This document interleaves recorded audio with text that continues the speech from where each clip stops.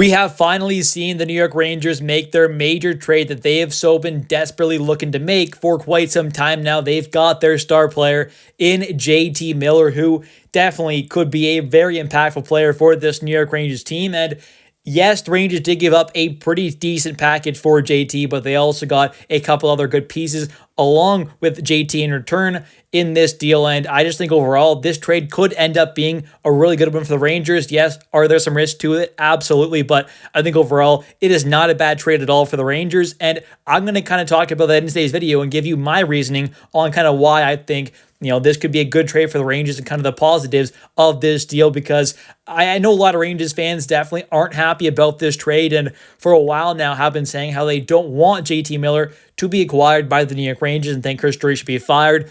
And I definitely at moments have thought Chris Drury should be fired as well because of the lack of kind of addressing the biggest kind of needs and issues that this Rangers team has had over the last few seasons with, the lack of physicality and 5-on-5 scoring and all that kind of stuff and the issues that we have seen for season after season now. But I think with this move, JT Miller is someone who definitely helps fix some of these issues that the Rangers definitely have on this team and some of the holes that, this team has had. I think JT Miller can definitely kind of help fill. First off, I think he is an elite offensive talent at moments. I mean, he is a kind of player who definitely has the upside of scoring 90 to 100 points in this league. He is an elite offensive guy, goal scoring wise, playmaking. He can do both. He can definitely put up a lot of points, add even strength on the power play for this team, and can also help penalty kill as well, which gets into my next point here, where I think he's a pretty solid kind of all-around guy. He definitely has a good two-way game there. Being a good defensive player as well, not just being that good offensive guy, but also being good defensively, has the versatility where he can play center and play wing as well, which it is always nice. I mean, when you can play wing and center, I think that's definitely a very nice thing. So that is definitely a big bonus there. And I think of the experience that he does have, obviously being, a guy who's played quite a bit in the playoffs over his career so far, over the last kind of two runs with Vancouver, he ended up putting up some great point totals, which is exactly what you want to see. And one of the biggest things about his game that I think the Rangers have been desperately needing more of is a player that's just a pain in the butt to play against. Someone who can be an antagonizer at moments, can be a big pest out there, and he's not kind of like that Brad Marchand in that way, but he has a little bit of that in him, and he can also just be that physical force out there who can hit a lot. I mean, last season had over 200 hits for being a guy who can put up 100 potentially points, and having that physicality, that kind of pain in the butt to play against kind of game there, and just the all-around kind of game that he does have. And he really doesn't have many kind of, holes in his game, you could say. So I really am excited to see what he can do with this Rangers team long-term. And like I said, I know a lot of Rangers fans definitely have their questions about, JT Miller and kind of making this trade here. I understand that, but I think when you also consider what the Rangers ended up giving up in this deal as well, it really just does not seem like that bad of a trade to me at all.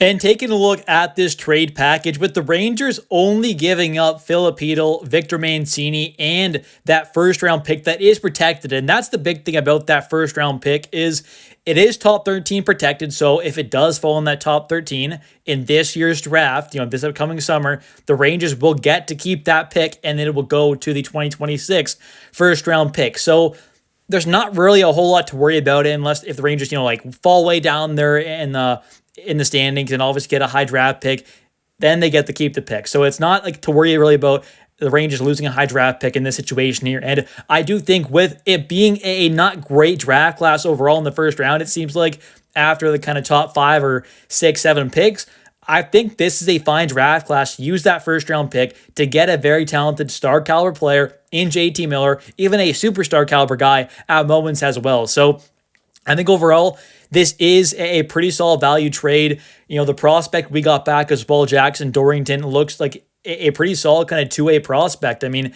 from what I've seen, he's good in pretty much all three zones. Solid defensively, solid offensively, can move the puck a bit. Has produced a decent little bit of points there for Northeastern University this season. And, he is still only 20 years old, turning 21 in a little bit here. So I think overall, looking like a decent, defense prospect who is 6'2", left-handed guy, someone who is, probably maybe a season or two away at most from possibly, making an impact at the NHL level. So I think that's nice there. Giving up Victor Mancini, yeah, that kind of sucks, but you're pretty much, swapping defense prospects there. Both seem to be pretty decent there. Both about NHL ready. Obviously, Victor's already played a few games there, so I don't think that's too bad there at all. They're about, I would say, equal prospects, you could probably argue. And then for Erik Brannstrom as well, the guy who the Rangers got back, who's an actual NHL caliber player right now, he is someone who I think could be a really nice addition to that third pair. Playing on the left side there, still only 25 years old, known to be a decent kind of puck-moving guy, solid defensively, two-way defenseman, can produce a little bit offensively, but has a decent defensive game there, can move the puck, which the Rangers definitely could use more of. So I think that's quite nice there. I think he could be a decent piece as well. And the fact that Erik Brannstrom does also become an RFA this upcoming offseason, he does not become a UFA, that definitely is quite nice as well. So the Rangers are going to have a much easier time of kind of re-signing him if they obviously end up kind of liking what they see from him from the rest of this season. So I think overall, this is a really decent trade. I mean, is it a A+ trade for Chris Drury and the Rangers? Maybe not, but is it a trade that can definitely help the Rangers compete right now and for the next few seasons as well and kind of into the future as well? Definitely it can, and this is the player who could have a pretty big impact. He can definitely be still a 90 to 100 point guy who brings that good two-way game, playing good defensively, playing good offensively, being that really good all-around center, is that pest out there, kind of piss their team off a bit there, get under their skin, play that physical game, be that kind of playoff type player that you need to have on your team come playoff time, and be that two-way guy at moments as well that this team could definitely use more of, especially when Mika's advantage at is not playing his game and not being that two-way guy that he definitely has been at moments. I think JT can also kind of help maybe take some pressure off of Mika's advantage at, and him obviously trying to be that kind of number one guy. He obviously hasn't been that for quite some time now, but Mika was supposed to be that number one guy. It obviously hasn't quite been that good as of late. So maybe JT coming in and kind of pushing back someone like Mika to that kind of third line center spot potentially. I don't exactly know what the full lines are going to be truly, but I think the Rangers definitely have some options now, and adding in a guy like JT, adding that depth there, having a 1-2-3 punch of JT, Trocheck, and then Zib. And I know he's been really bad, but if Zib can turn things around, even in the slightest, I'm not saying be that 8.5 mil kind of guy, but just be a decent third line center, that could be amazing for this team to have a 1-2-3 punch like that. And now talking a bit here about Filip Chytil, I have been a big fan of his since he was drafted on this team, watching him play with Team Czechia, or I guess at that time, Team Czech Republic at the World Juniors. That was a ton of fun, and he's been a great player for this team for quite some time now, has been one of the better kind of performers on this team as well, especially in times when this team has been playing, terrible hockey this season. He has been one of those kind of bright spots at moments, so it does suck to see Filip Chytil leave, and he's part of that kind of kid line that we saw from a few years ago when they were doing phenomenal. We saw Kakko, Chytil, and Lafreniere. That was a ton of fun, and that was a big kind of breakup party for Lafreniere, could kind of say. So it definitely does suck to see him go, but with the injuries kind of factored in as well, it could very well be a decent kind of decision for the Rangers team to really get a good amount of value out of Chytil here. I mean, obviously he's a fan favorite and all that, but getting this kind of a package for what the Rangers gave up, I don't think is bad at all. The Rangers got back some solid players, a solid bottom pairing defenseman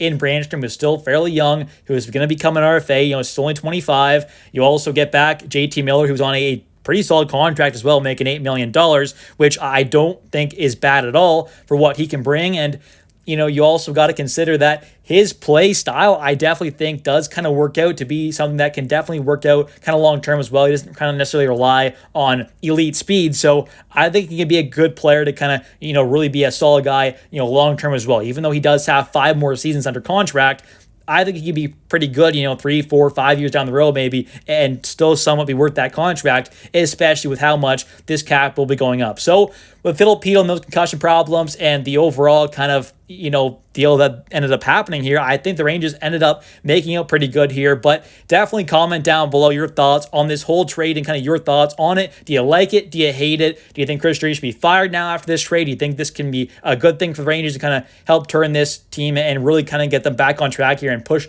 towards the playoffs?